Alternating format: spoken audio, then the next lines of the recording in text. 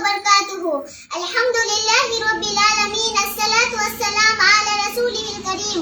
أما بعد، فأعوذ بالله من الشيطان الرجيم. بسم الله الرحمن الرحيم.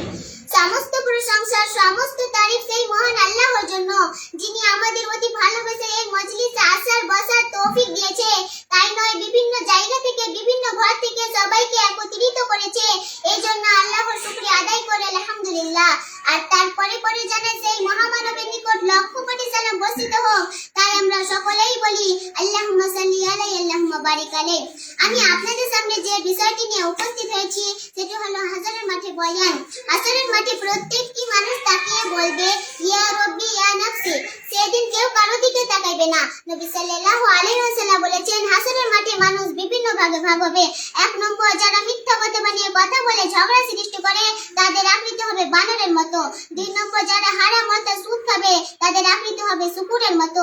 তিন নম্বর, যারা কাজী ও মুফতি হয়ে মিথ্যা কথা বিপরীতে হুকুম দিত, তারা অন্ধ হয়ে উঠবে। চার নম্বর, যারা নিজেকে অনেক চেয়ে শ্রেষ্ঠ মনে করত এবং নিজের ইবাদতের জন্য মনে মনে গর্ব করত, তাদের জিহ্বাকে দাঁতে চিবিয়ে হাত বিক্ষত করা হবে এবং সেদিন তাদের মুখ থেকে দুর্গন্ধ বের হবে। কেউ যদি অনুপরিমাণ গুনাহ করে, অনুপরিমাণে নেকি করে, তাও দেখতে পাবে। যারা বেনামাজি, বেঈমানদার, তাদেরকে জাহান্নামে নিক্ষেপ করা হবে। সেখানে অনন্তকাল জাহান্নামে থাকতে হবে। ফেরেশতাদেরকে জাহান্নামীরা বলবে, আমাদের প্রতি একটু দয়া করুন, আমাদের প্রতি একটু দয়া করুন। তখন উত্তরে বলবে, তোমরা যদি দুনিয়াতে আল্লাহর আদেশ পালন করতে, তাহলে তোমাদের জাহান্নামে আসতে হতো না। হযরত রাসূল সাল্লাল্লাহু আলাইহি ওয়াসাল্লাম বলেন, তিনটি স্থানে কেউ কাউকে স্মরণ রাখবে না। নিজেরই নিকট তখন প্রত্যেকেই চরম উদ্বিগ্ন হয়ে জানতে চাইবে যে তার নেকির পাল্লা হালকা হয় নাকি ভারী হয়।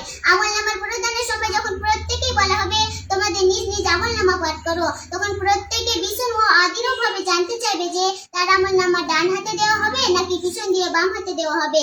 ফুলসিরাতের নিকট যখন তার জাহান্নামের উপরে বসানো হবে এবং তার উপর দিয়ে অতিক্রমের নির্দেশ দেওয়া হবে, এই তিনটি স্থানে কেউ কাউকে স্মরণ রাখবে না। মানুষ তার আমল অনুযায়ী খামের মধ্যে থাকবে। কারোর গা হবে পায়ের গিরা বরাবর, কারোর ঘামের পরিমাণ হবে হাঁটু বরাবর, কারোর ঘামের পরিমাণ হবে কোমর বরাবর, আবার কারোর ঘামের পরিমাণ হবে তার মুখ বরাবর। এ নিয়েই আমার বক্তব্য শেষ করলাম। আসসালামু আলাইকুম ওয়া রাহমাতুল্লাহি ওয়া বারাকাতুহু।